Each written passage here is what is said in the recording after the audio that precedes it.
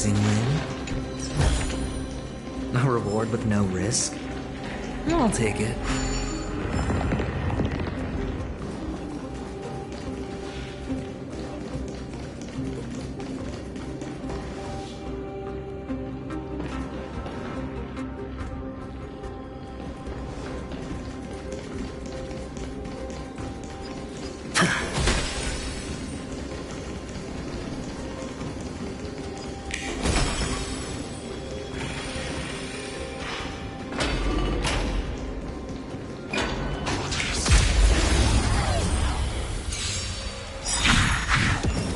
There's more to life. Nice psychic, my friends.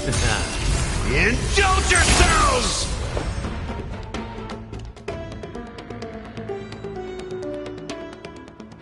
Yeah. That's all you got? It ain't over.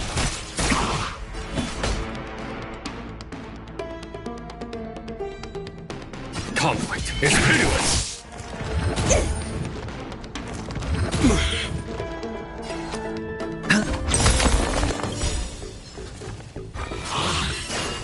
The dice have been cast. Bust. Or maybe I'll take it all. Grace and elegance. Follow my charge. Here, this thunder. I hit them.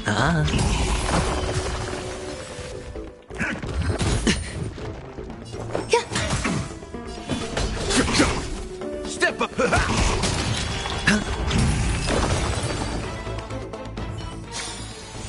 As if victory were ever in doubt.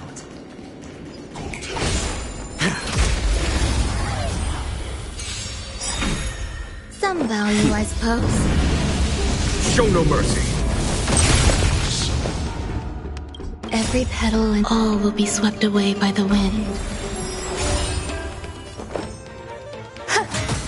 A foregone conclusion. Conflict is pitiless. Hedge your bets. Nice psychic, my friends. Indulge yourselves! There's more to life.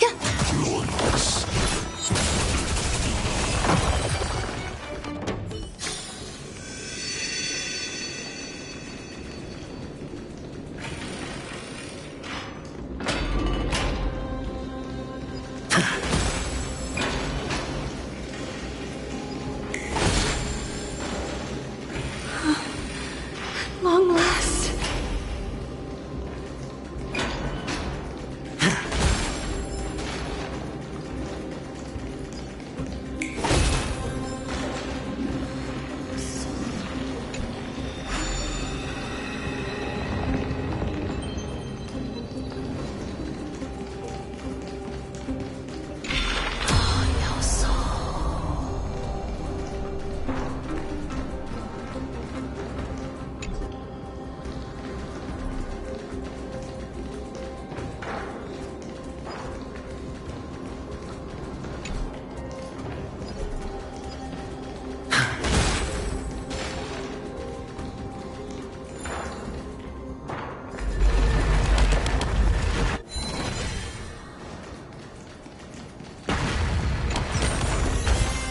Fortune follows luck, just like it always does.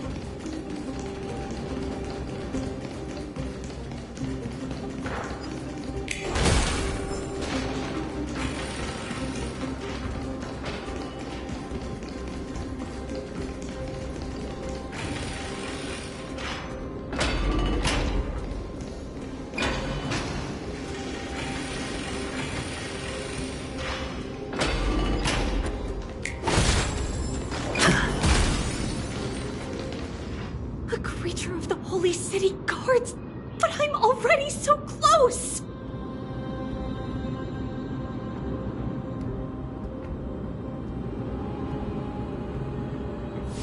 This should be the last fight. We have to help her get through. But I don't get it. This has been puzzling me for a while now. Who has been aiding Treebios in her escape?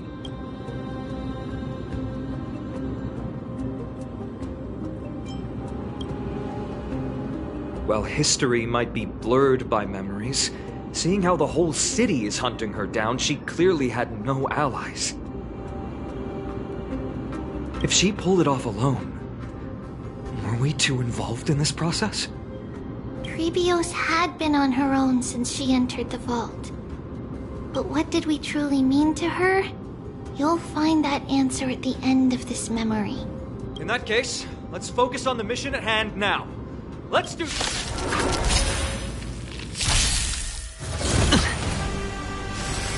Enjoying yourself? The dice have been bust. Or maybe I'll take it all! Watch your head! Oh?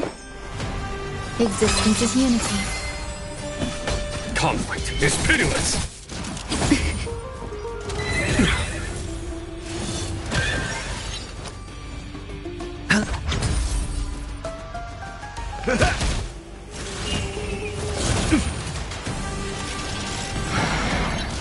I like that confidence. All in! There's more to life. Eternal. Every petal, all will be swept away by the wind. Follow my charge.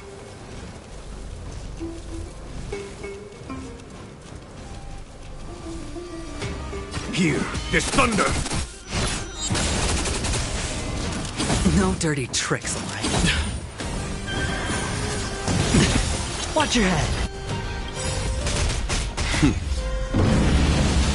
Show no mercy.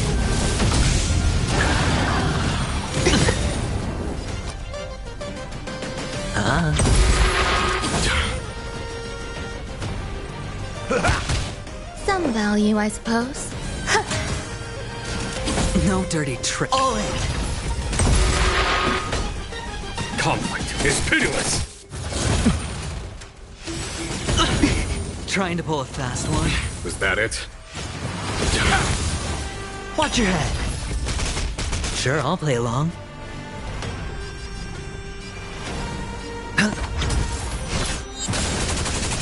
Step up, let's see ya.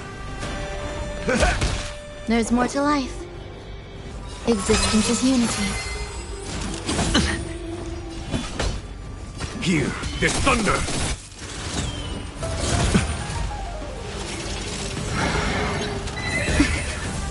All in!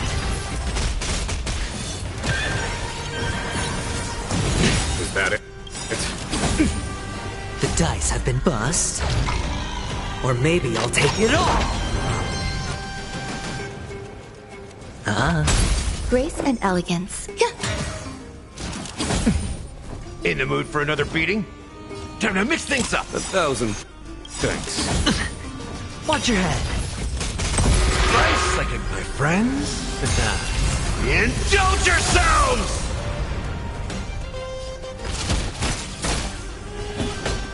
Conflict is pitiless.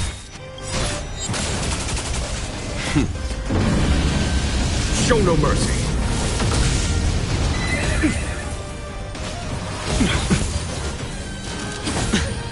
All in! Some value, I suppose. Hedge your bets.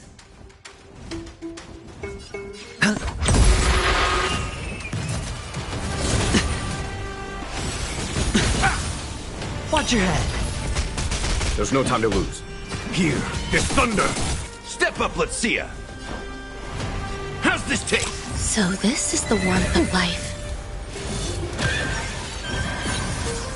No dirty tricks, alright? All in!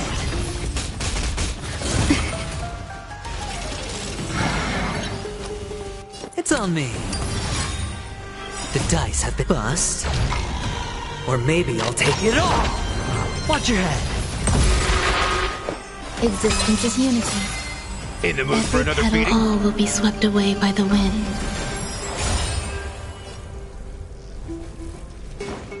'Time to mix things up. 1,000 thanks. I like that confidence.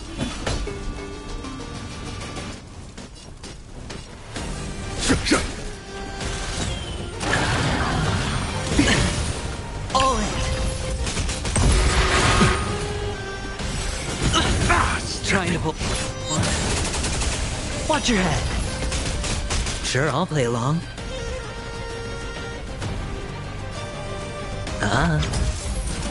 No dirty tricks, all right. There's more to life. Eternal.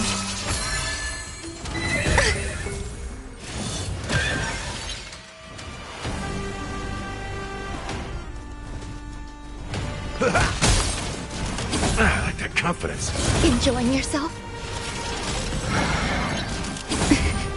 I hit the mark.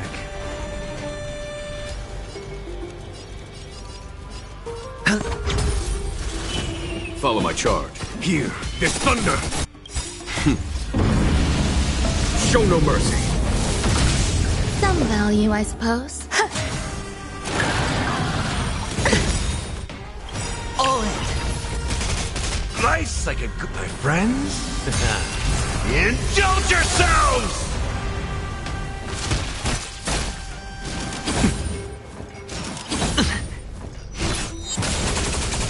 Watch your head.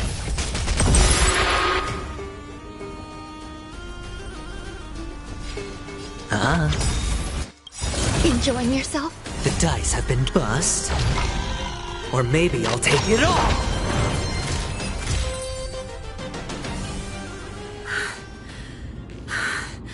Finally, beyond this gate awaits a boundless world.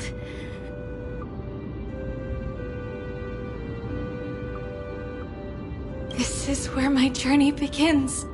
God of passages, can you see me? I will complete the path that you started. No response after all. Yanis, may you have a good dream. I can't stay here much longer. It's time to leave. Well, looks like this is the end of the memory. Not yet. The question that has been puzzling you. She's about to reveal the answer.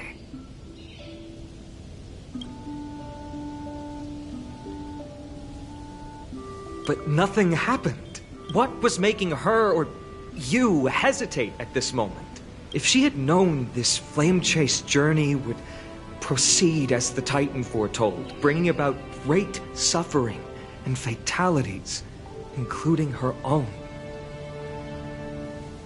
would she still have chosen to walk through the gate and start her journey? I think the answer is already within you. And you've made your own decision. What? You can hear us? Not really.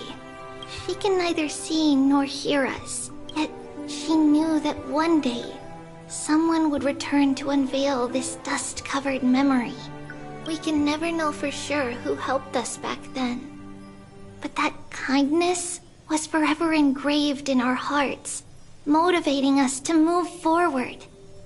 Time has modified this memory into a special letter, so that we do not forget our original intent. It's a letter written by Trebios of the past and sent to her future self. In this memory, it is Trebios of the future who overcomes all difficulties for her and sends her on a long journey toward the tomorrow where we are. Yes, you'll remember it all. And then find your way back to the gate where everything began. Here, I will set sail toward the distant horizon.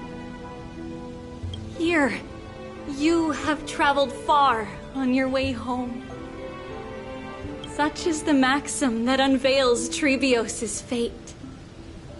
you shall shatter into 1,000 fragments and wither on the soil of foreign lands. So, if you ever feel lost, return to this place. I'll keep this memory here for you. Or for me, to embrace it again. Worry not. The loss is something we've grown used to. Our resolve and our pledge are what Trebios will never forget. Each one of us has never failed to remember. Losses are a constant on the flame chase journey, among which even life itself holds little value. The hot blood of the sacrificial lamb will not be spilled in vain, like my mother and I. The libations poured are guaranteed to bear fruit, just as my blade-wielding right hand is not a hollow formality. Surmount the myriad passages of Yanis, and we will once again ride the west wind and let the wings carry us far away. So, this is your answer? That's right. In the name of the three fates, I stand by my answer with no regrets. Now, with or without the god's blessing, I run towards the world's agony. If I can truly pierce through the utter darkness, we will meet again at the end of the west wind, where flowers bloom in spring.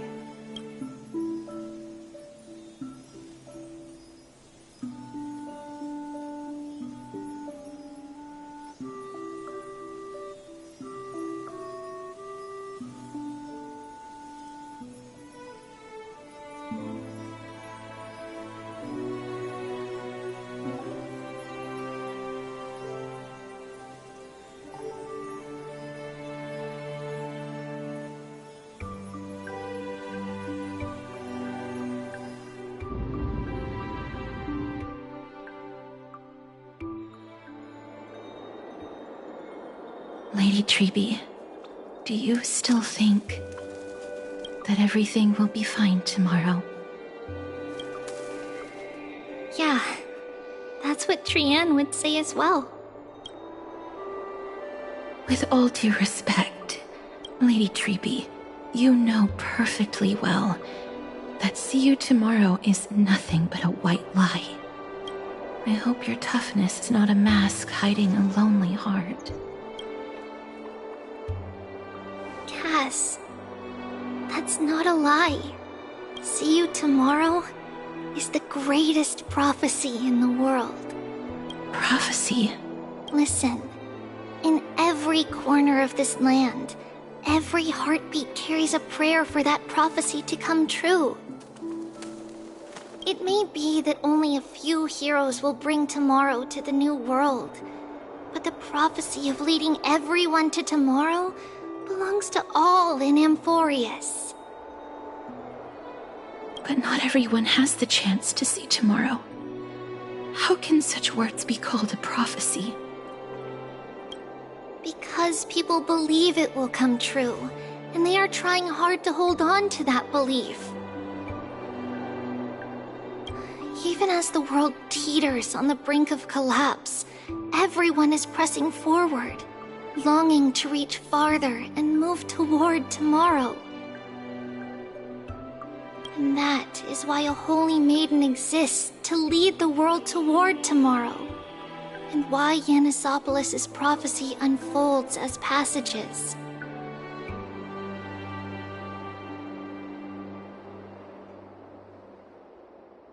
Fate is not about the outcome, but the journey. It's not the flowers that bloom at the end of the road.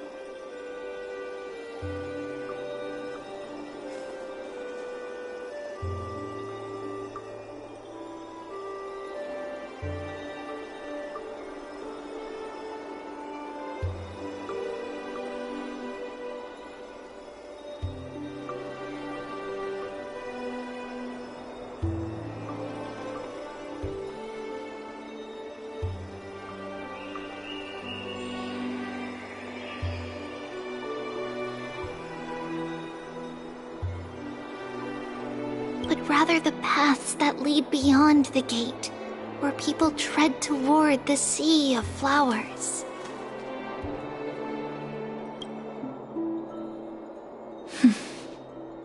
So, Cass, if anything is troubling you, just set it aside for tomorrow. There's no difference between demigods and mortals. The troubles we encounter can only be resolved by our future selves. Reflect through the long night. Wait for the dawn as you think. And set off at daybreak. The hesitant part of us will be left behind in the dark, while the determined side of us will know no fear. Because that's how Tribios has journeyed so far to spread the prophecy. Beckoning the morning sun, and the tomorrow it promises to bring. We will now continue the journey and face our destiny. We will step over the gods' corpses and wander among humanity, and thus we shall sweep apart Amphorius's pitch-dark fog. And at the end, all will reach that silver-white shoal. That end of the journey, that new world and new tomorrow. It is a haven free from storms, cold, and heavy rains. No sorrow can linger there. We've made a promise to meet again at the end of the west wind, where flowers bloom in spring. See you tomorrow, Brienne. See you tomorrow!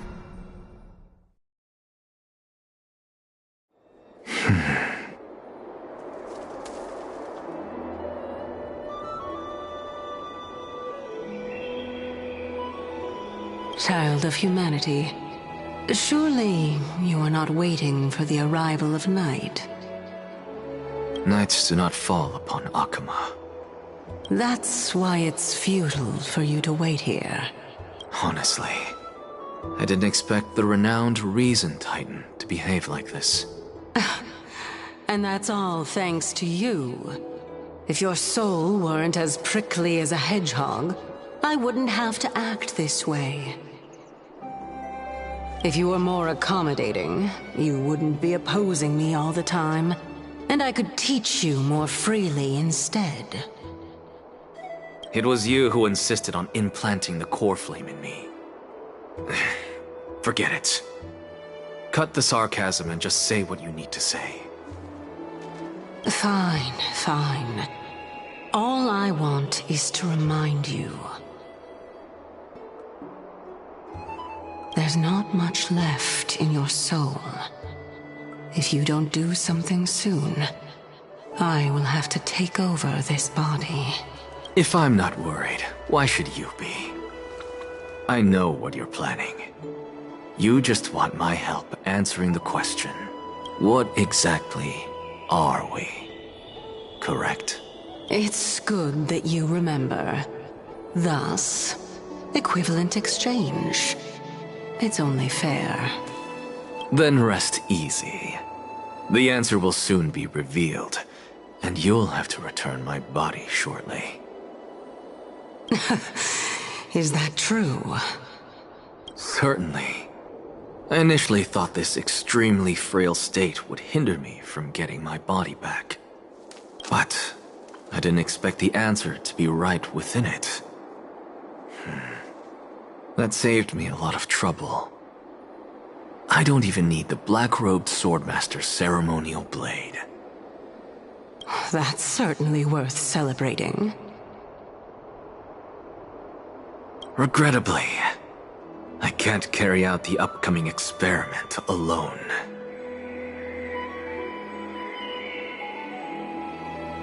The girl who's walking with death, is she fully prepared? Be patient, Titan. If we're always so guarded, how can death reach us easily? Unfortunately, on behalf of Okima, I must ask you to slow your pace. I forgot about you. My apologies. A child's words are always carefree.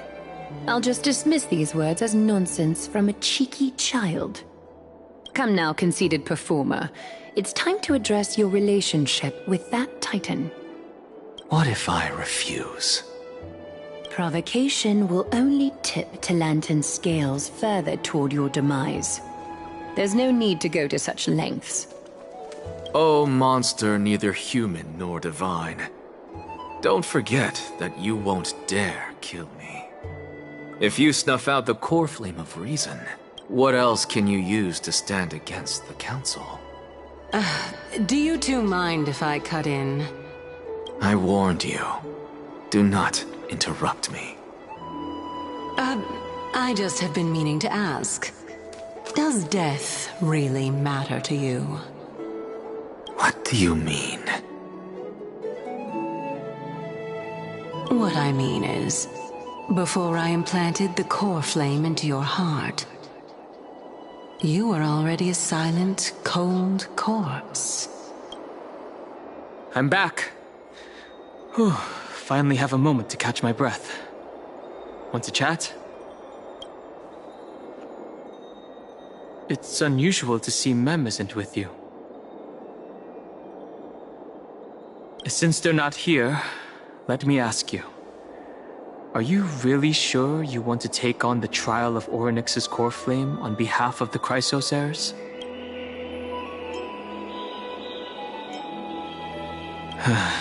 We've ended up at this point after all.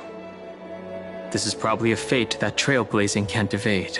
You should be extra cautious and watch out for yourself. Based on the experiences of those before you, the trial is no walk in the park. But what concerns me even more is that you'll further bind yourself to Amphorius. If you truly assume that Titan's divinity, do you believe that you'll be able to lay it down again? Forget it. We'll deal with that when the time comes. No matter what happens, I'll be right there with you.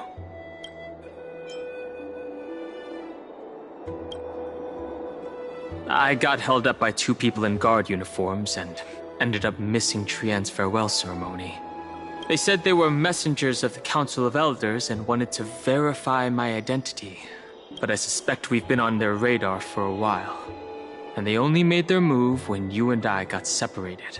The questions were quite specific, from how we arrived in Akama to our relationships with each Chrysos heir. They even asked about what we did in the market. Luckily, those pawns aren't the brightest. I managed to brush off most of their questions, so they'll probably leave us alone for a bit. Their conduct is certainly irritating. But on second thought, Aglaya also initially kept her guard up with us. It's best not to provoke either side until we know the full truth. The only thing we know for sure is that some members of the Council of Elders aren't happy with the Chrysos heirs.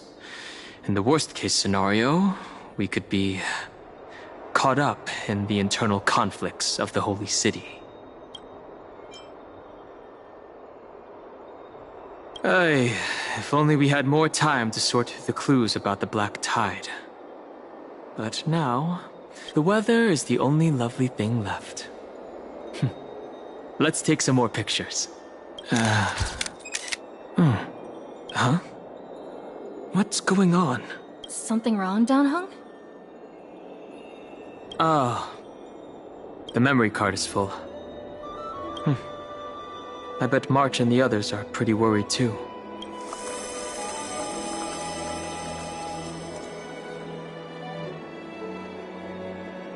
And so, this long day passed for Akama. Some people arrived, and some left forever. Just like every other day of this journey, where we, stumbling, move forward. We have long been prepared. If we are to chase the flames, then we must grow used to farewells. And yet, no one back then could foresee death. Its arrival would always be so sudden and so momentous. Even little Gray, coming from beyond the sky, could not escape the Reaper's two hands. And what people gained and lost in that trial of death was far heavier than life itself. Just like the destiny that the prophecy revealed for Cass, at the end of the Sea of Flowers, the souls of the living shall warm thy fingertips. And after an embrace, there shall be eternal separation.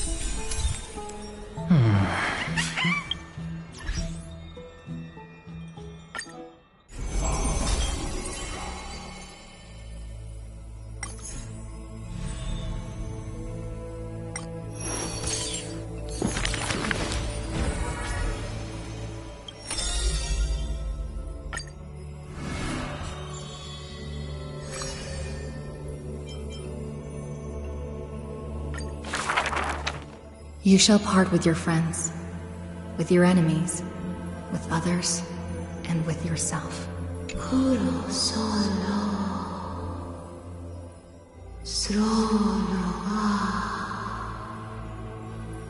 The Chrysos War's clamor rises and falls, and when the children reunite, only 3 of them remain. We have heard of a Chrysos heir. The lively child says. That person tears open the barricade of the Black Tide, aims at the sky, wanting to contain the core flame in a sheath. There will always be warriors like me, who believe in and are willing to protect the tomorrow they prophesize. But the crusading Chrysos heir never returns. The greedy ones then lift the ground with sharp blades, and by power's lethality, they are one by one slain. We remember a group of bards.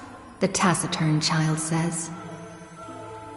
The bards compose songs for the children's prophecy, and along the corpus of the Pillar of Stone lay their footprints upon which ballads are carved. Though we lack the might of swords and shields, we can take you to walk every part of this world. Till many years later, when the bards all return to their subterranean eternal rest, the children sing the long, long songs, and alone they bear memories of humanity. We miss us, the exuberant child says. When they left their home, the passages blew the girl apart into countless turbulent bubbles, carried to all corners of the world on the winds of destiny. We will run towards the world's agony. The children cheer each other up. As the years pass and the sun and moon rise and fall, the children often hear sounds of their friends shattering. Farewell. Farewell. Farewell. The children who still walk the earth silently hide their wrenching sobs. Upon the hills of Akama once grew golden figs as far as the eye could see. The remaining children link their hands and decide to make this beautiful city the beginning of yet another journey. The children pull on the hem of the maiden's dress. Please, listen to the prophecy we bring. The maiden pulls on her silken threads, weaving in her heart the children's past into strings. chase the core flames with me. I promise that the libations poured are guaranteed to bear fruit. The hot blood of the sacrificial lamb will not be spilled in vain.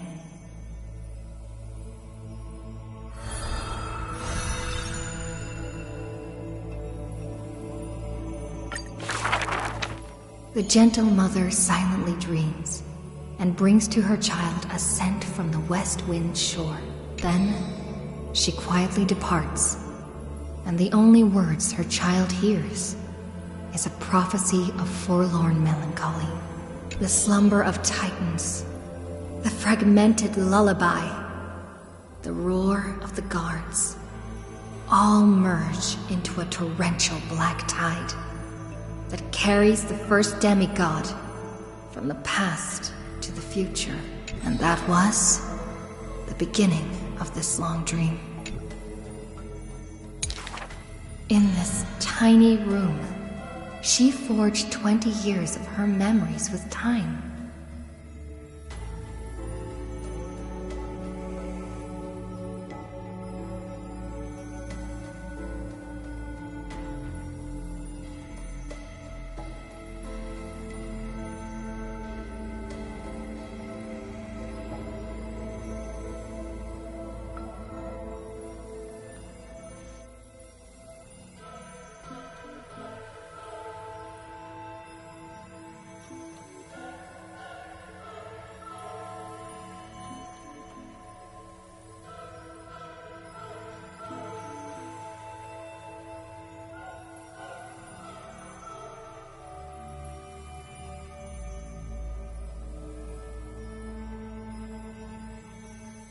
Sometimes the child does not understand.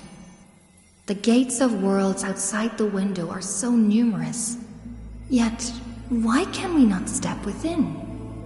And if one cannot leave the tower, what need is there to gaze into the distance via tomes? The mother smiles and does not answer, only using bedtime stories to once again gild another golden sheen of destiny to the Amphorius of the child's dreams.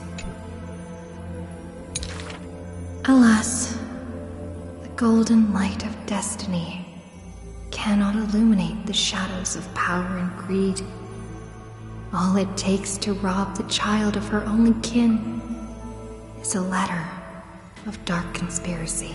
The culprit thought the murder had no flaws, but was unaware that the lamb willingly stepped into the passage's dead end.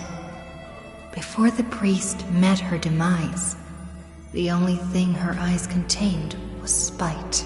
Yet she leaves her final warmth and hope embroidered into those dolls, leaving them behind for her innocent love. Loneliness stakes nightmares into the child's sleep, and the child hugs those dolls tight. At the very least, we will never leave each other, right? Onyx softly sighs and carefully lifts the curtain of time, presenting a crystal given in libation to the brave before the doll holding a blade. The Titan loves this child born into sorrow, but has no power to erase impending tragedy in the morrow.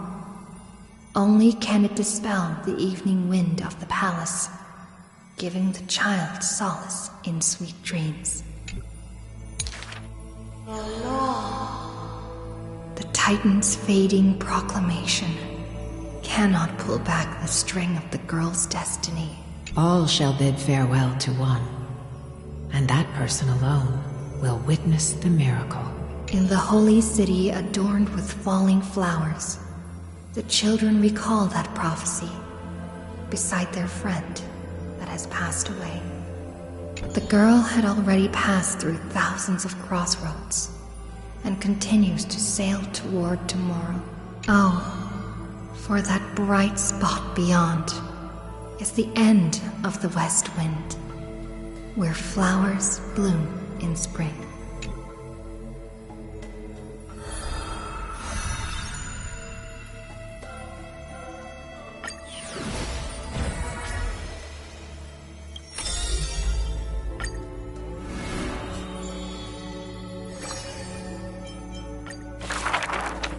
None may approach that battlefield. The lone army of Kremnos, an obstacle on the flame-chased journey. He ordered his troops to stand aside. That was the first meeting between hero and prince. The two men fought for 10 nights unceasingly, till the combat drew to its end. Neither scored a single victory, nor conceded a single defeat. None know why this man's fate is always overshadowed by a lone number decreed. Just like how none can ascertain how the flame-chasing heroes convinced this man. It was not mutual appreciation, nay. For in his memories, 7 sentences were all his mother to him ever spake.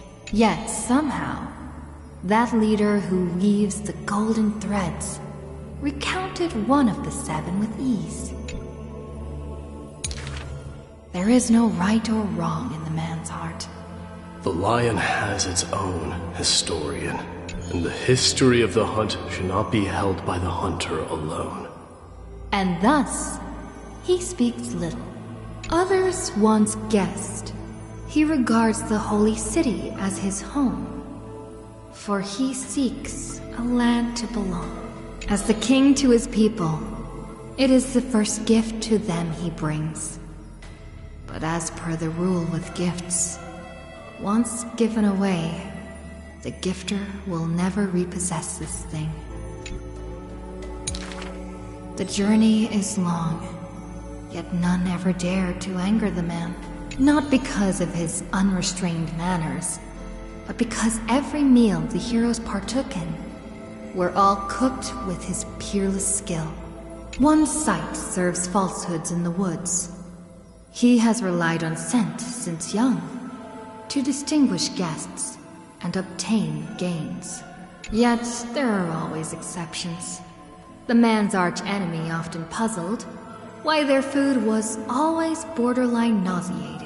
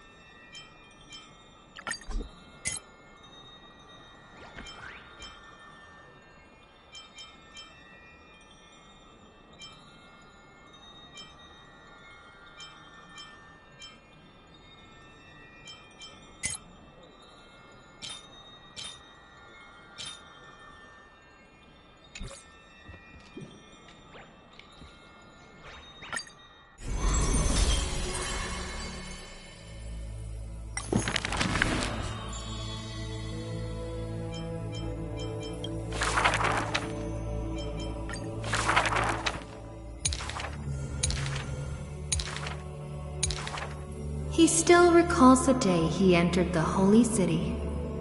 One who worships strife is bound to have rumors rife. Even insects consume each other, and he's no less than the Mad King's kin. It matters little, for the man always considered himself an enemy to the world. He paves the road so that one day his peers would match his anger within. Yet, until the prophecy turned true, none in the holy city he ever did ruin.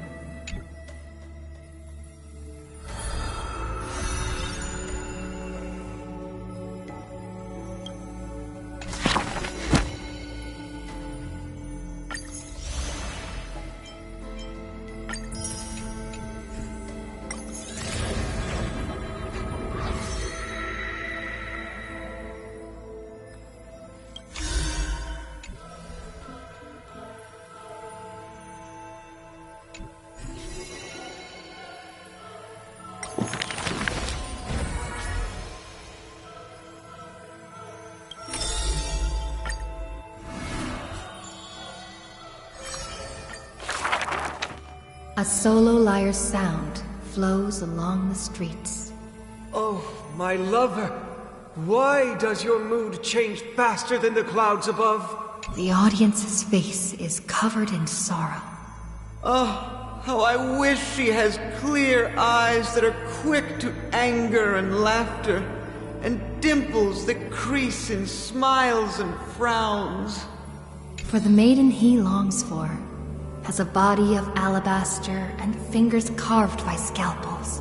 In her runs blood of gold and a heart woven from threads.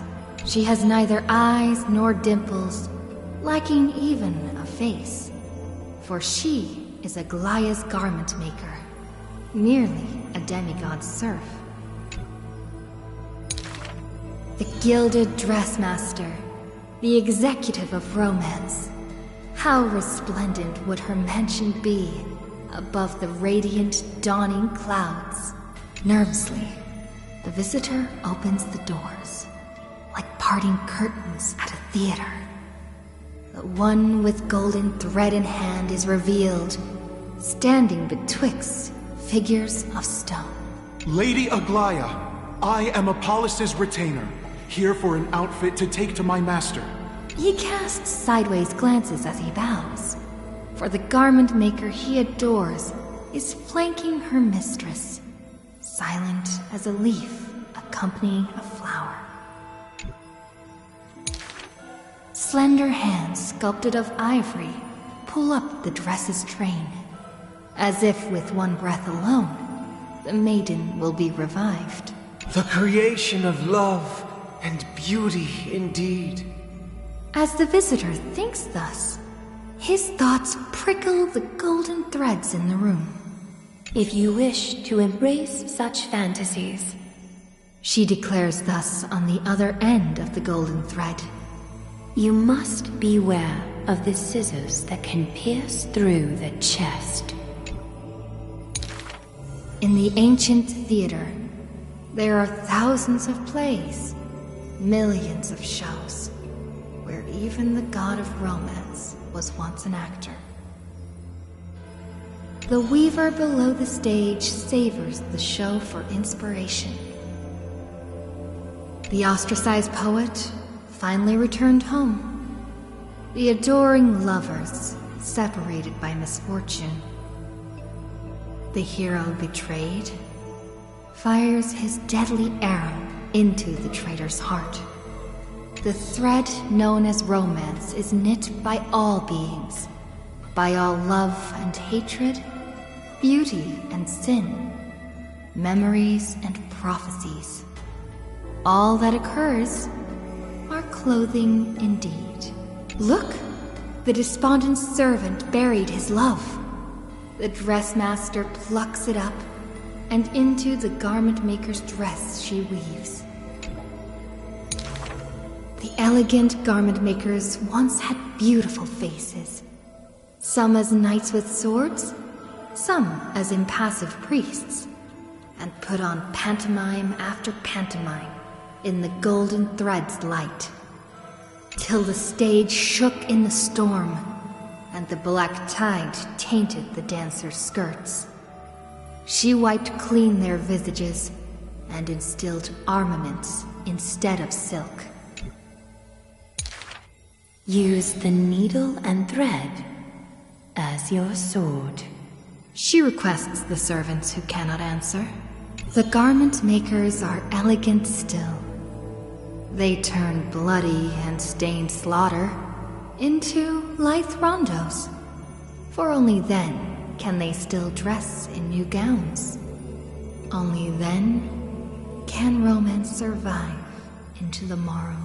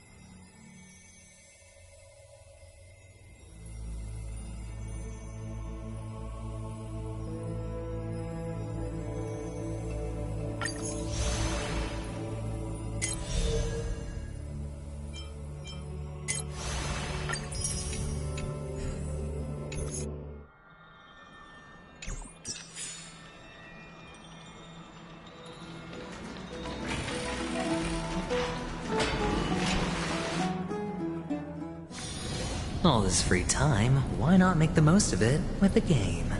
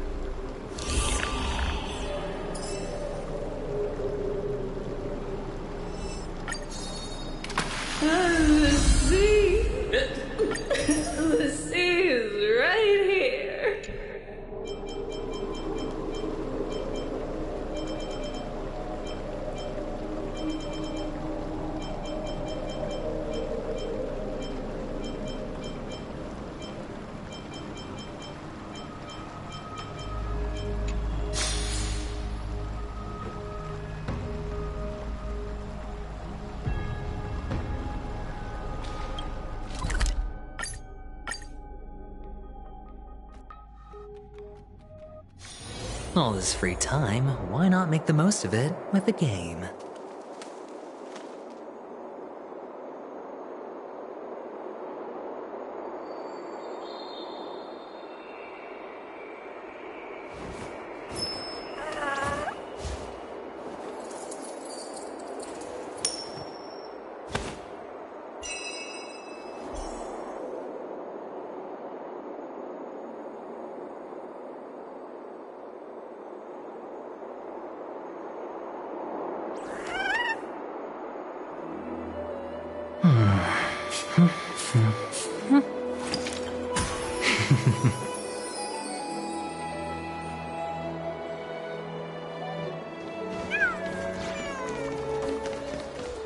More and more species are...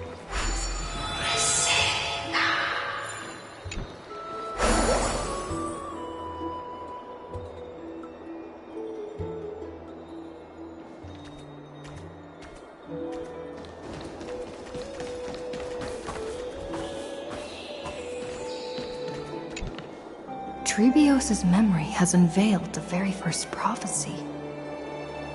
All shall bid farewell to one, and that person alone will witness the miracle. Such is the will of fate. If I take on Orynyx's trial, will the prophecy come to pass for me as well? Regardless, I must give Aglaya an answer.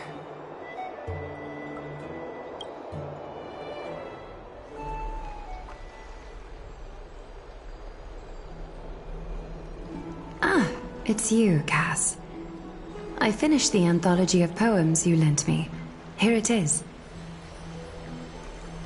I thought you'd be too preoccupied to find time for reading. Precisely because of these obligations, I felt compelled to read it swiftly. Wouldn't all these preoccupations slow your pace?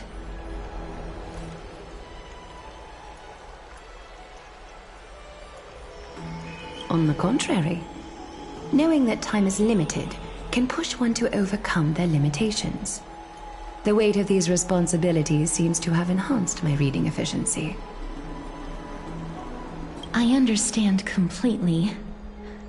During my time at the Grove, the closer exams drew, the more efficient I became at tackling everyday mundane tasks. Anything but my actual studies. Precisely.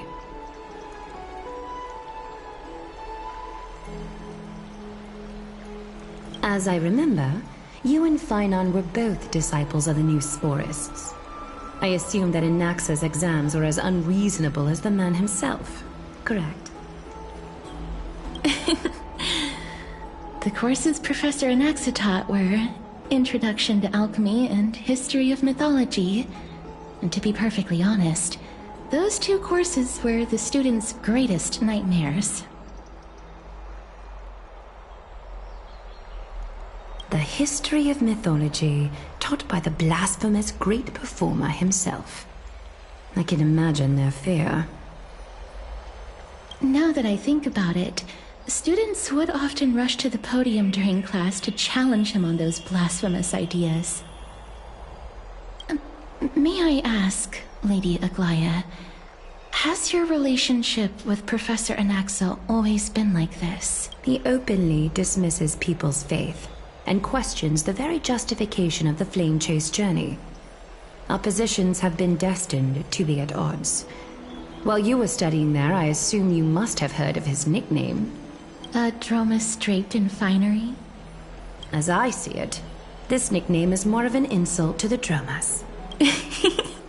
Despite his insufferable arrogance, I do hold a certain respect for his nature as a scholar.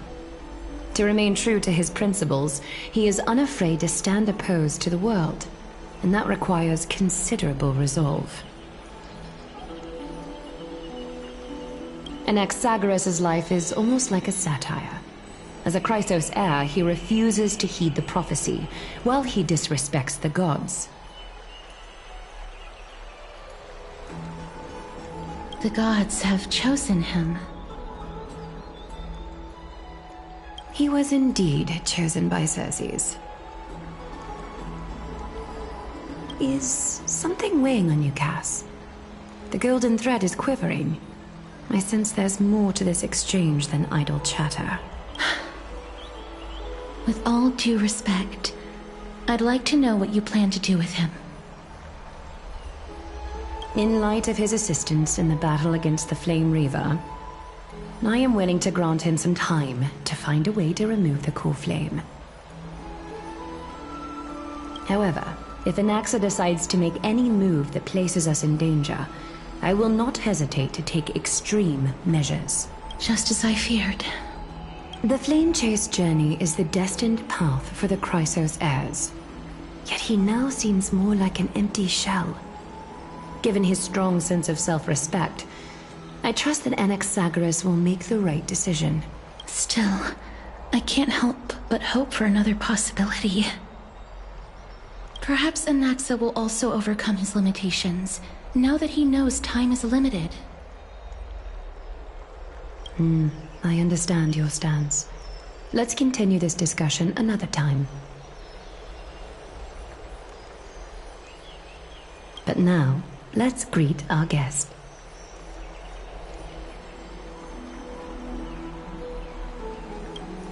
You're here.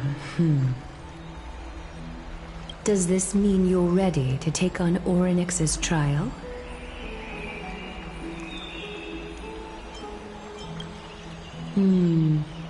It seems that this sacred beast is just as indispensable, given their intricate ties to the Titan.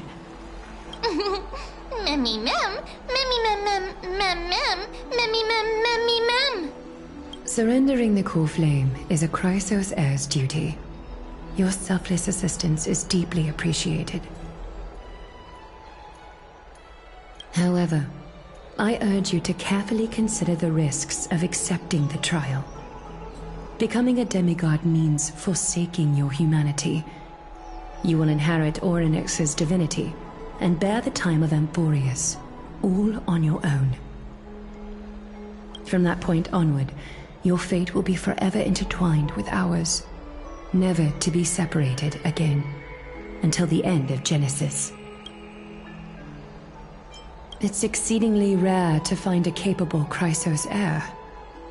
If this path proves unattainable, I am willing to lower my expectations. There are still many priests of Yanissopolis and their descendants in the city. If I'm left with no other option, I'll try to find someone worthy among them.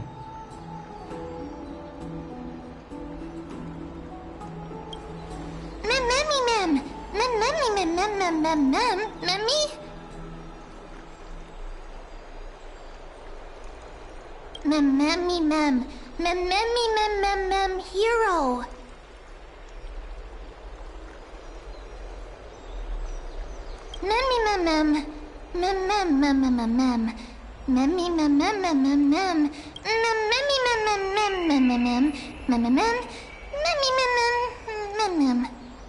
It looks like you know that Titan rather well.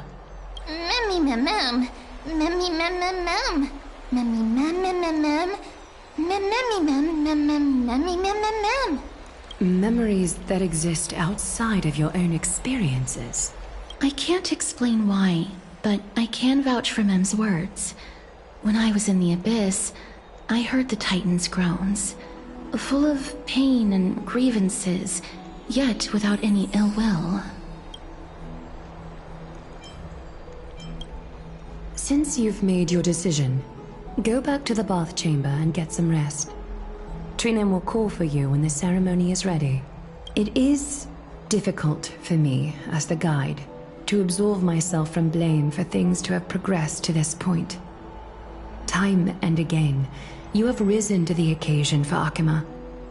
Nearly rewarding you with some honeydew is no longer able to express the extent of our gratitude. When the dust settles, I hope that we'll have the chance to have a long chat regarding your return journey and the curse of the sky. It's about time that we lift the taboo and discuss things openly. before leaving, I should go and say hi to Castris. Miss, may everything go well for you and Mem.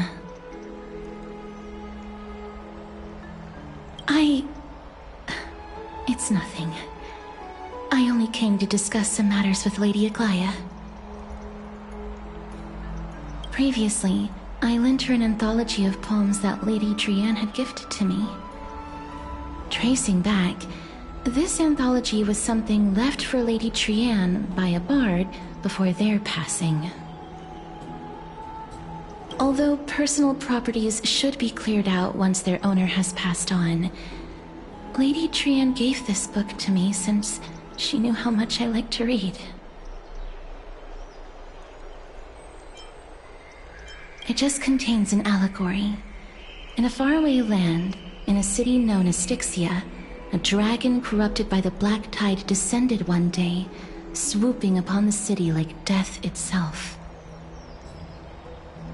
It swallowed the princess of the city whole before it was suppressed.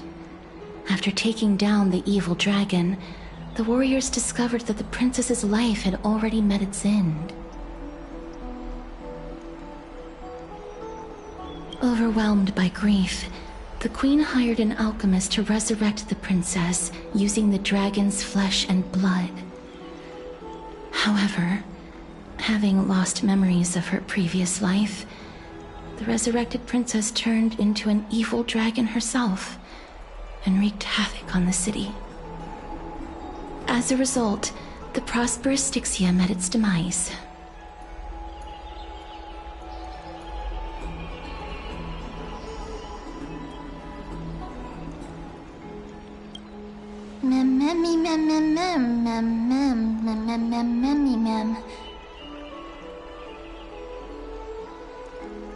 The author of this book is Archepia, a wandering bard who traveled to many cities.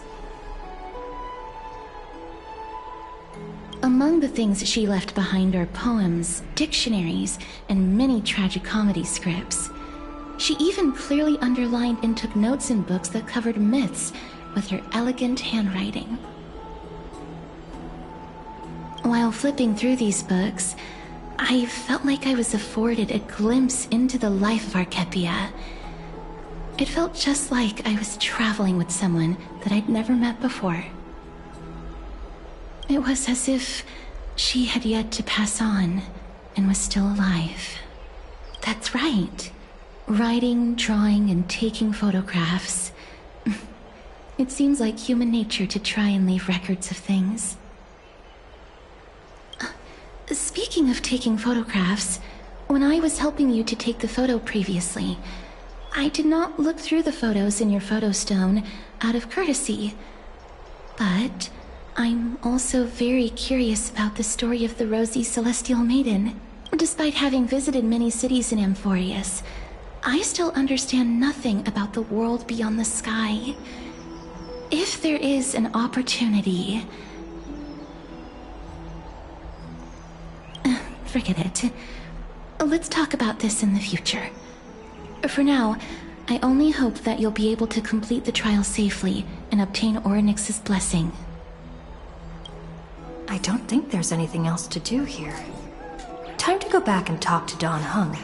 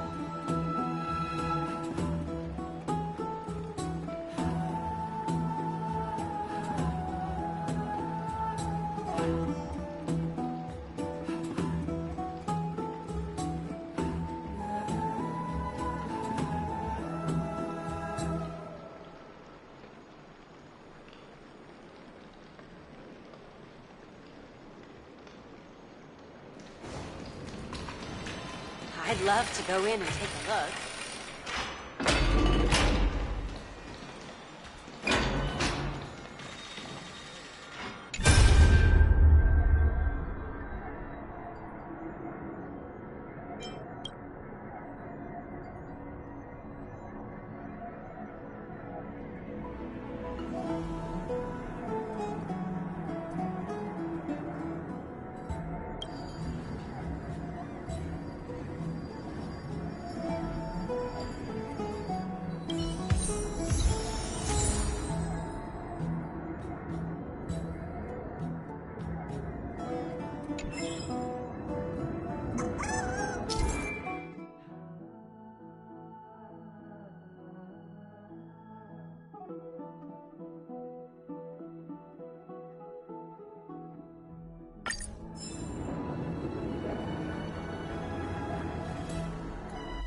Citizens Assembly?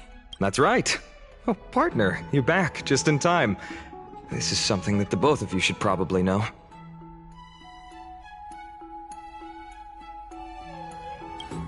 Good news? I wouldn't call it that. Do you remember the Council of Elders that was on our heels previously? It seems like they've made their move. Some background information for you. The Council of Elders is an authoritative body in Amphorius, made up of different city representatives. They hold legislative power over the Holy City, and are in charge of presiding over the Citizens' Assembly held once every few years. This is the most important social event of Akima. It is highly influential, and can even affect what happens to the Flame Chase journey.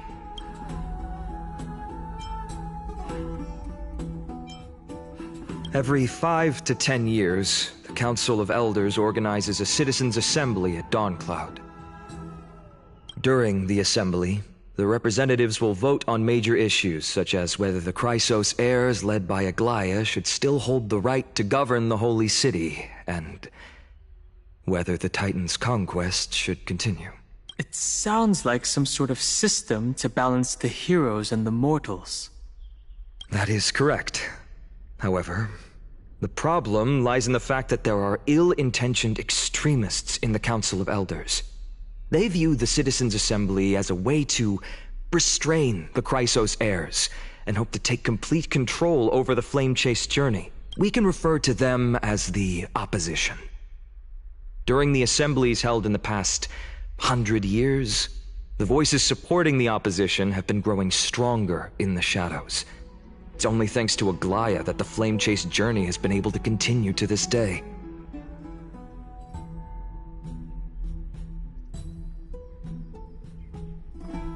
The Citizens' Assembly is just around the corner, but this time, there seems to be a new variable to the situation.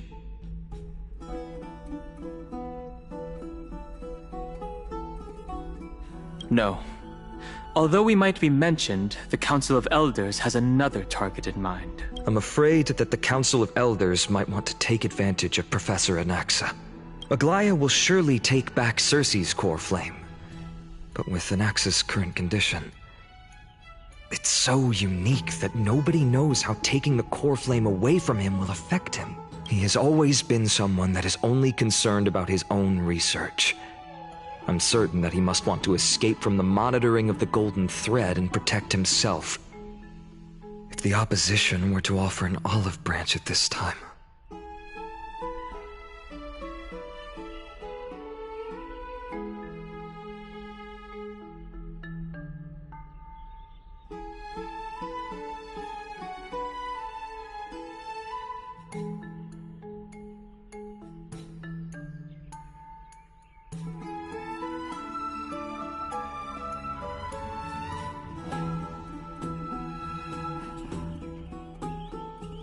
You suspect that he might betray the Flame Chase journey and defect toward the Council of Elders? Anaxa has never believed in the prophecy, so technically it cannot be considered a betrayal. However, he has taught many Chrysos heirs, and has long been considered an important ally of Akima. I truly do not wish to see comrades turning on one another. I have a better understanding of the full picture now. Is there anything that we can do? As I believe in his character, I plan to plead with Aglaya and try to buy more time for him. Then, the greatest way in which you can help is for you to know what I am fighting for. We understand. Thank you for being honest with us. Things are piling up again. You and Mem are tied up with Orynyx's trial, while I'm preparing to visit the Grove to uncover clues about the world beyond the sky.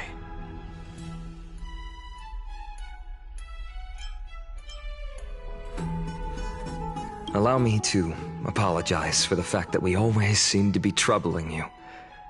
I hope that Orynyx will show more benevolence and be more accommodating. I remember that they seemed quite fond of you back in the Abyss.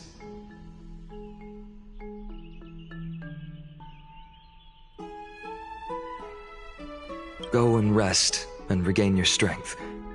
We'll meet at the Vortex in a few days.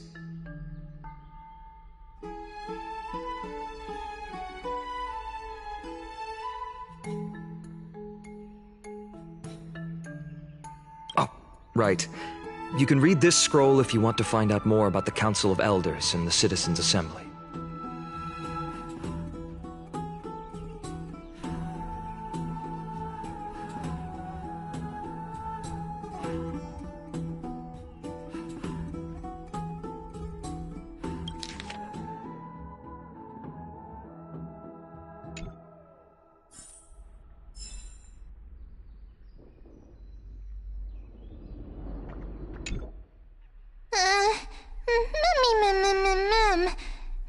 Mem nervous. Let's just hope that everything goes well. After all, as someone who has earned the gaze of an Eon, you should be able to overcome the trial of a regional god just fine. We've also unknowingly gotten used to sleeping with the midday sun shining brightly above our heads. Get some rest. Perhaps a new phase of our trailblazing expedition in Amphorius is about to begin.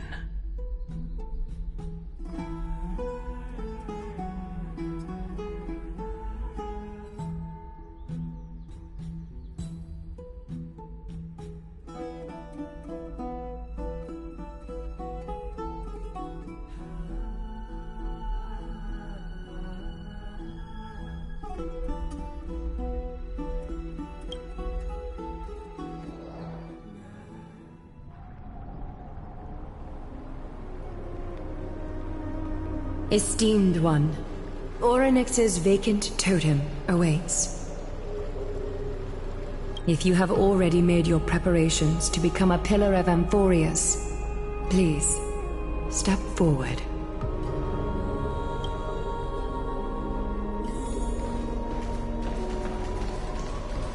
Little Grey and Mem, thank you. Your resolves cannot be questioned. We praise your pure selflessness and courage. May Kefali light your path forward. Get ready to assume Orynyx's divinity, Trailblazer.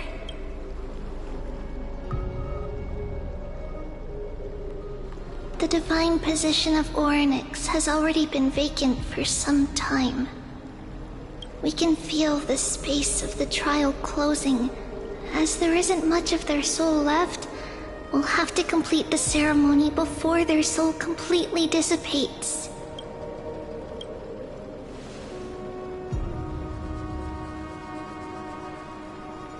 The 8th core flame coveted by the miracle that once belonged to the great Veil of Evernight, Orynyx. It shall now be returned by the 2 elected heroes of the Chrysosairs. A traveler who is upright and courageous, and a sacred beast that invokes miracles. Mem-mem-mem-hoo! Mem-mem-mem-mem. Both of you, please, come forward.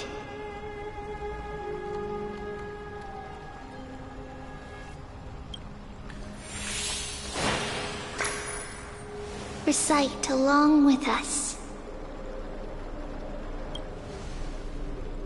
O Majesty of the 12 Titans, Pillars of the World, we seek your divinity to mend the rifts of the world. Fill our bodies with blood of gold, till we wither in willing service to the prophecy.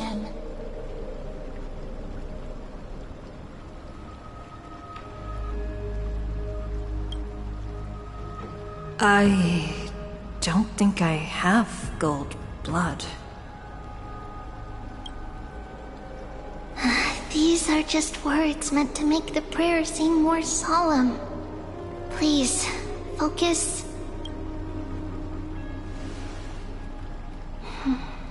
And surrender the core flame.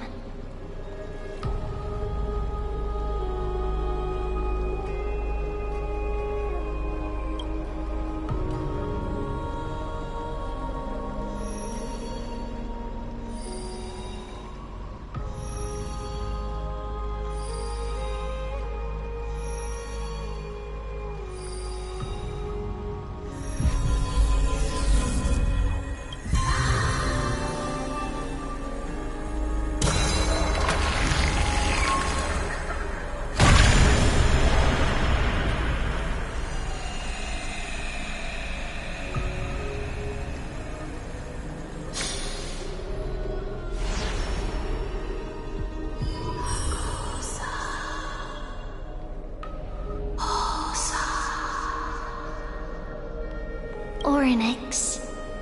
Their soul has been waiting for a long time. Perhaps they're also quietly waiting for the arrival of their successor.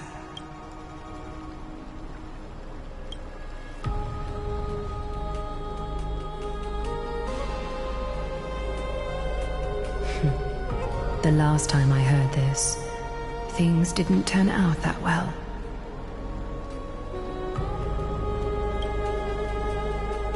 Don't worry, Aglaya. She's tougher than I am, right?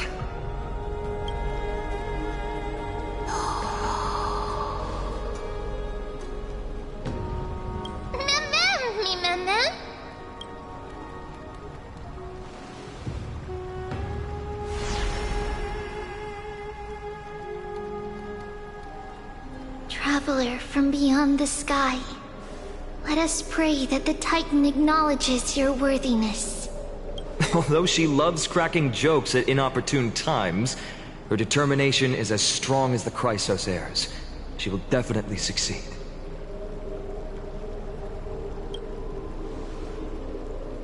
While she's away, I would like to have a chat with you, Aglaya.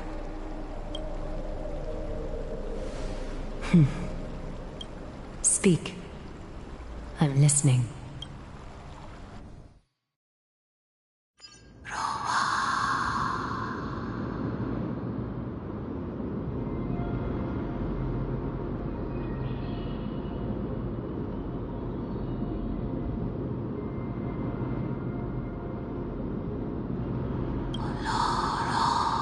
Slap, slap! Wake up!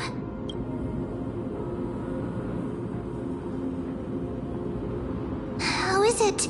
How do you feel? Right? I think that it's amazing, too! Testing, testing, 1, 2, 3! Testing, testing, 1, 2, 3! I have such a cute voice! It must be because of all the memories that I collected. They allowed me to grow beyond expectations. Also, listen. The words of the Titan are becoming clearer. Mother, it hurts. Have I finally reached the end? Are the years of isolation coming to an end? Next.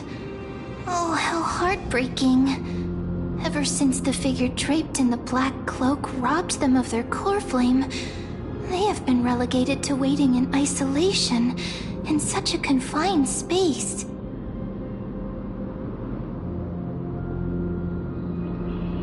are going to help alleviate their pain, right? Memories broken. Mother, where? Mother? Who are they calling out for?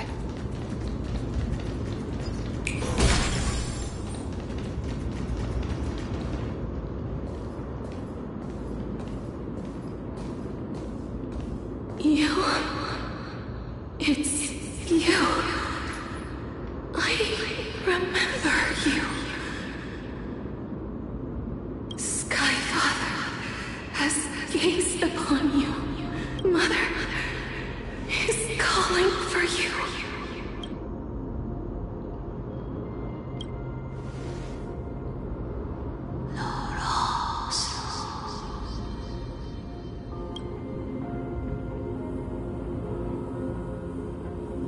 Skyfather has chosen you.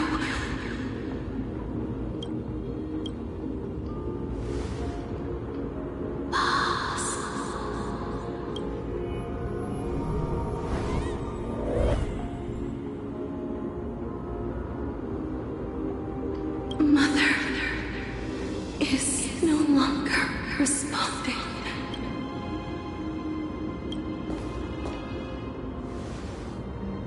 Something important, an important matter. Oryx, listen to me. Aren't you tired? Throughout the long years, you have always been protecting the fate of Amphorius. Each time people draw strength from within their memories, every single ripple falls onto your shoulders. There's no need for you to bear this any longer, Oryx. From today onwards, someone else will bear time on your behalf. This is why we have come. Freedom. Freedom. I want freedom.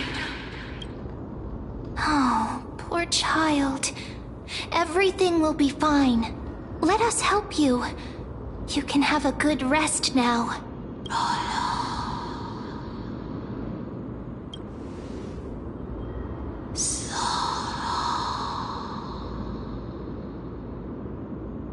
You have potential, strength, willpower, powerful, and tenacious. But you lack something, just one thing. Lacking something? What is it?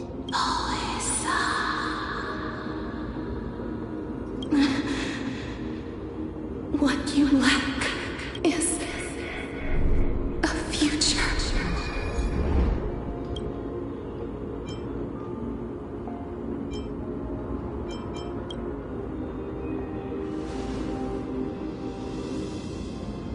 Future? Traveler from the sky. You should have dissipated already. The gaze from Skyfather stabilized your form. Because from the moment you crossed the sky, your life was cast away. Right now, you are simply a collection of walking memories. What? How is that possible?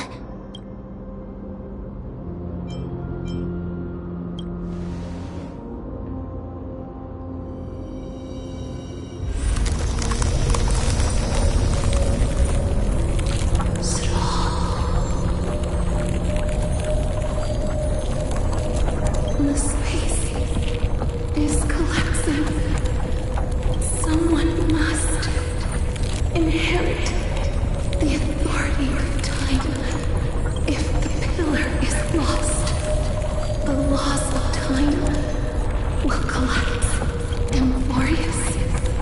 will succumb to eternal disorder.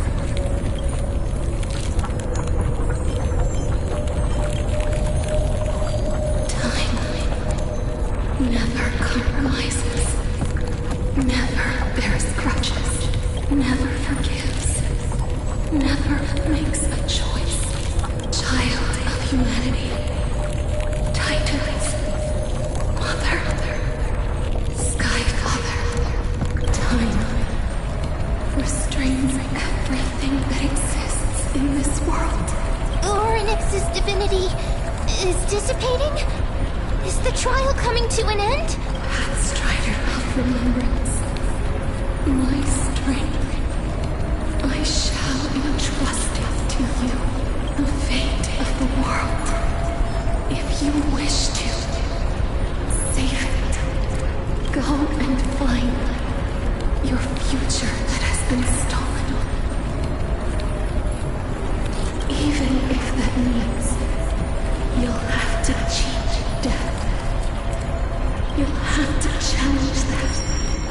Hand of shadow, clasped with unyielding fingers.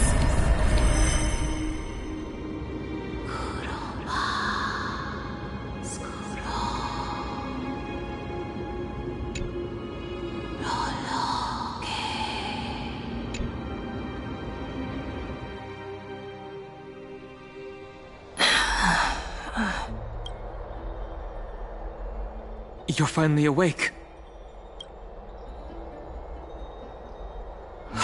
I'll keep it simple. You succeeded. Orynyx has entrusted you with their divinity.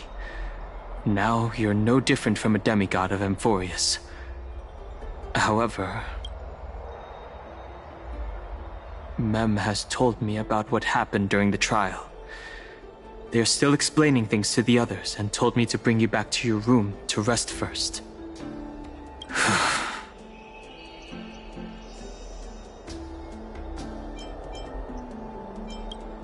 There's something that I've never told you. When we landed on Amphorius, our car was pierced by Nicodor's lance. Do you remember? Back in the ruins of the Abyss, this is what I said. You passed out when our car got hit. I blacked out too, but not before dragging you out. It's a good thing we were in the car, or we would have been crushed to pieces. Actually, my account kind of made light of the situation. What actually happened was much more complicated. You were severely injured back then, with several wounds still bleeding profusely. I struggled to carry you out and used the last of my strength to stem the bleeding. But then, I was also hit by a falling rock and lost consciousness. The last time I checked, you still weren't breathing.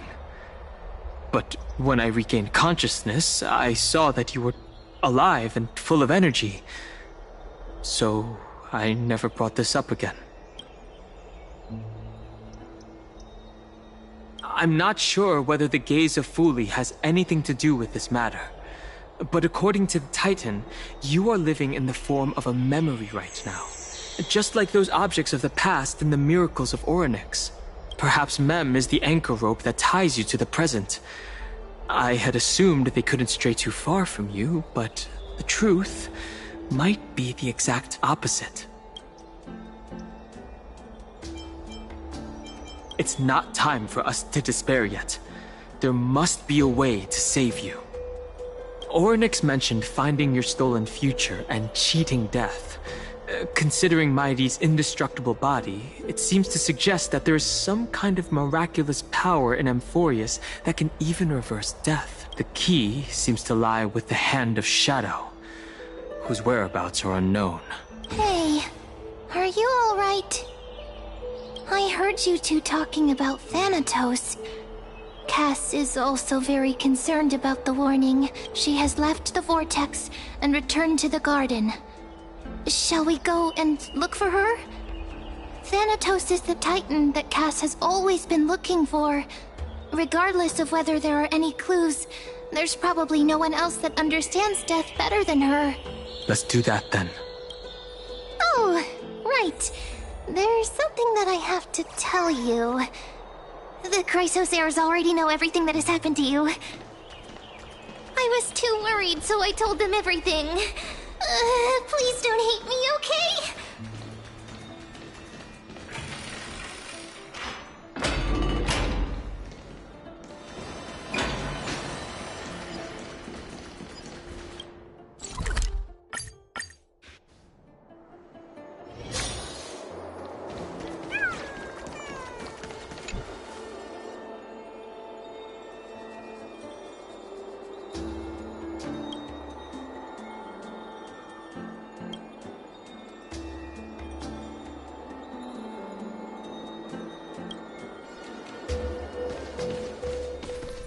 Miss, I'm right here. Please stay there and slowly turn around.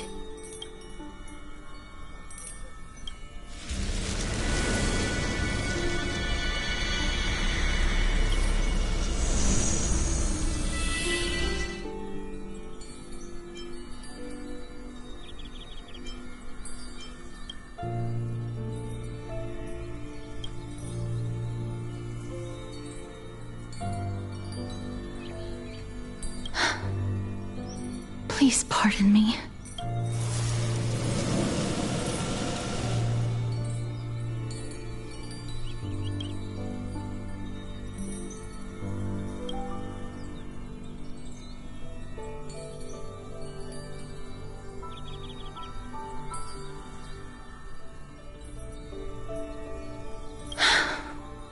Just as I expected. I cannot feel anything. Back at the Grove, I was puzzled as to why you were not affected by my curse. I thought that it might have been the special ability of a traveler from beyond the sky. Never did I expect that this would be the true reason. I'm sorry. I should have noticed that something was amiss earlier. Miss, if my abrupt behavior just now offended you, I hope that you can forgive me. I'm just thinking, if your soul has really left your body, as a mortician, I might be able to trace where it has gone to. Cass, did you find anything? My apologies. Not as of yet. Perhaps I have overestimated my capabilities. But, Miss, would you be willing to let me try again? This time, I'll increase the area of contact slightly. Perhaps the result might be different this time. I have never touched the living in this way before. If my actions are in any way disrespectful, I hope that you can forgive me.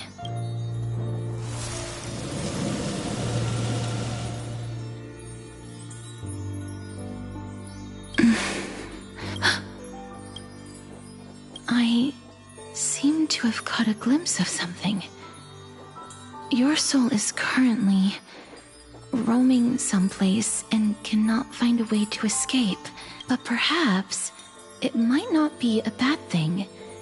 If your soul is still wandering around, it means that we still have time. We have a chance to find it before the fingers of Thanatos sweep everything away. Clues. Just a few more. I need more guidance. The connection has been severed. With my strength, I'm not able to trace it. It was me. I was a little too hasty. Don't worry, miss.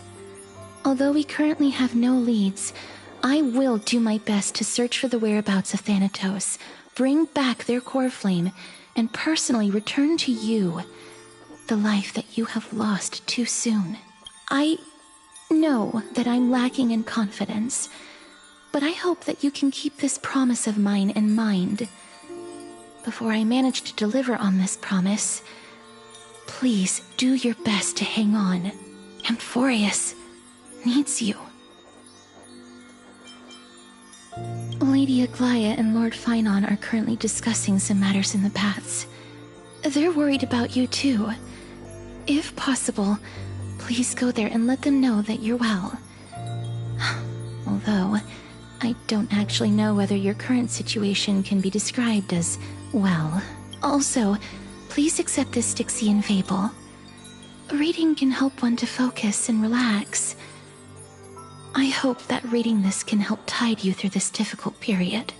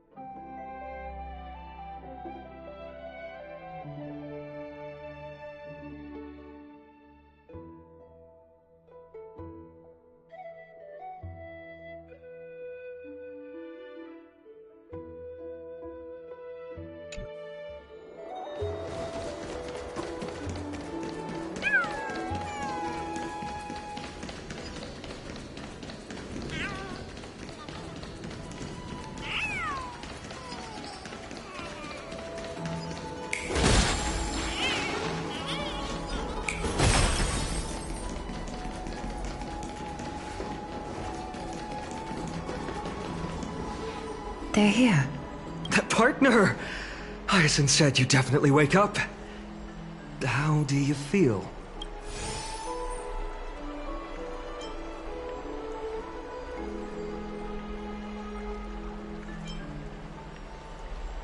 That's the medical prowess of the Twilight Courtyard. Amazing, isn't it? You've completed the trial of time. And I have to admit that the process went better than I expected.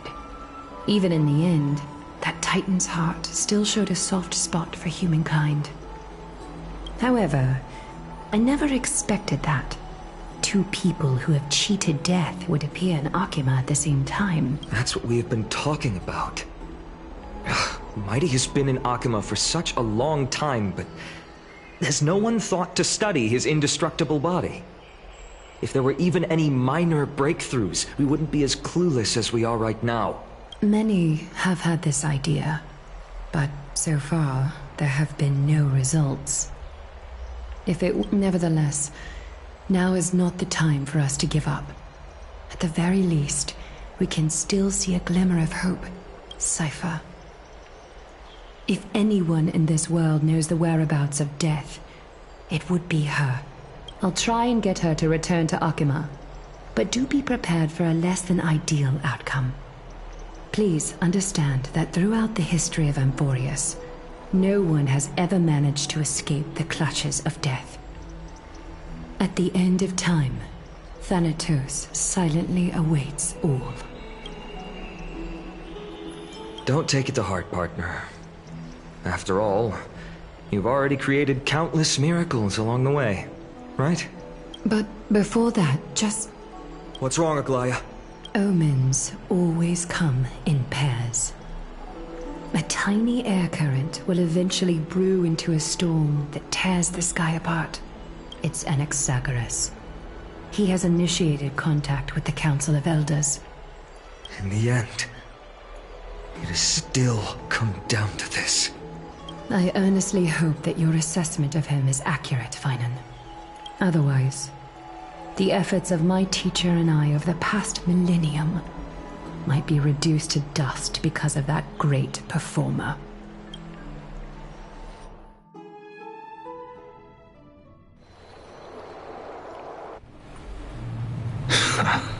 I'm back here again. I remember this dream. This realm is covered in a silk-like fog, and the land is barren and harsh. The crowd of travelers leaves tracks everywhere. Hey! Excuse me!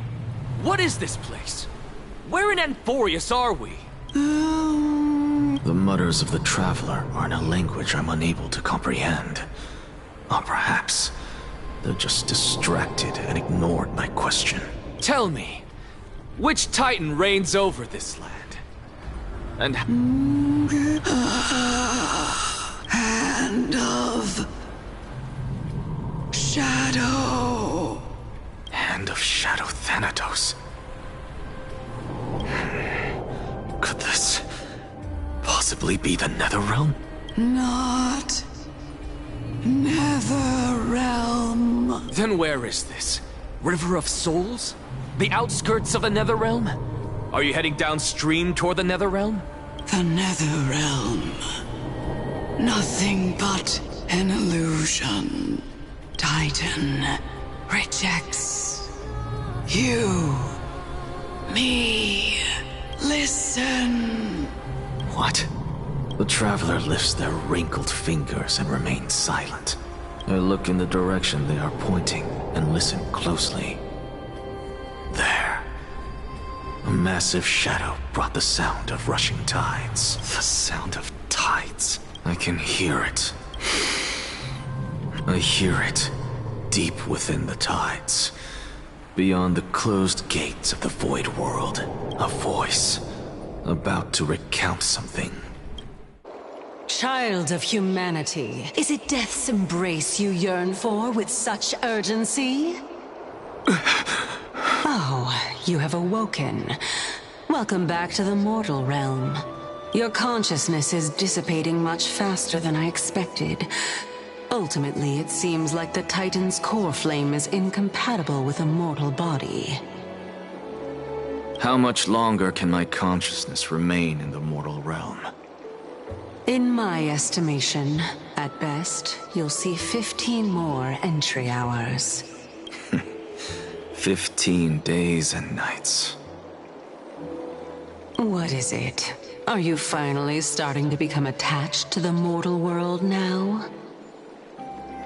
On the contrary, 15 days feels a little too long for solving a singular problem. Stop giggling. It's time for us to go. The messenger from the Council of Elders is almost here. Let me ask you one more question. Are you really planning to betray Aglaya's will? What betrayal is there to speak of when I was never loyal to her to begin with? What about that white-haired student of yours? Acting so recklessly, do you not care about what might happen to him? There will be a price to pay for blind faith. This is also a lesson for Finan. You truly are a strict teacher. Of course. This is how I've always been.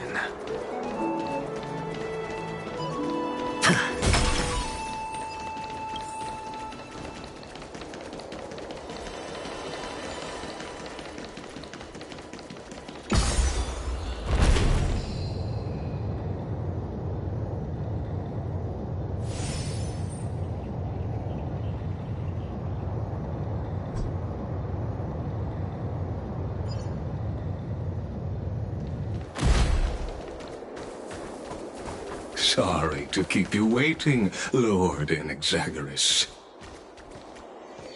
It's been a while. Lord Anaxagoras, I greet you on behalf of all the citizens of Akima, and express my deepest regret about what happened at the Grove of Epiphany. It's you. I never expected that you would personally come and meet me. By carefully into Lantern above, I have come as a testament to the justice of the Council of Elders. There are Antikytherians here? They have been a rare sight ever since the Chrysos War. I extend to you my utmost respect, revered Titan. I am Lycurgus, though you may call me Lygus, holding an honorary position within the Council of Elders in Akima, and as the Theoros, I stand to protect the right of all upright citizens to express themselves freely.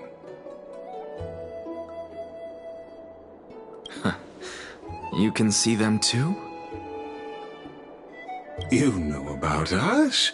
We Antikytherians perceive the world through the amplitude and frequency of souls. Just as I am conscious that Lady Aglaia is secretly listening in on our private meeting from afar. If necessary, Lord Anaxagoras, I can sever the golden thread to protect your fundamental rights. The demigod should know better, for such is her station. Spare those poor threads, and just let her listen to my words. They shall serve only to unveil her own folly. May I interpret this as you having a countermeasure? I need not any plan, because she can do nothing other than petty espionage. As the Citizens' Assembly approaches, and with Orynyx's fall, any attempt to capture the core flame within me will only usher chaos and calamity. A truth she undoubtedly comprehends. While I, Anaxagoras, serving as the Grove's special envoy to Akima's Citizens' Assembly, have long known the extent of your abilities. Let's forego the formality of asserting authority, Lord Lygus. Lead the way. Very well. Surely Lady Kindness would appreciate such assertiveness in an ally. She's been waiting. Follow me, please.